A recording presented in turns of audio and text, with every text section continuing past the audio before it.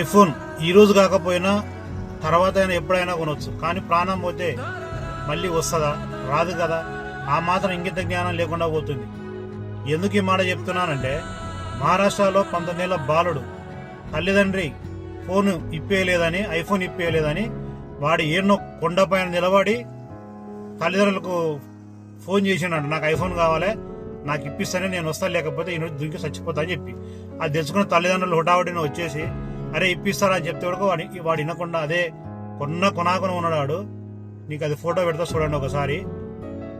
కొడుకు ఎక్కడ కింద పడిపోతాడని తండ్రి కొడుక పట్టుకున్న లోపే ఇద్దరు కలిసి కింద పడిపోయారు.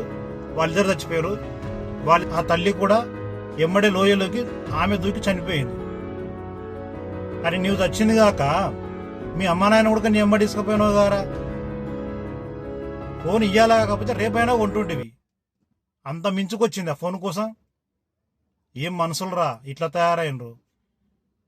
ఈ మాత్రం దానికి నిన్ను కన్నదారా మీ అమ్మ? ఐఫోన్ కోసం తల్లిదండ్రులు తప్పుకుంటారా?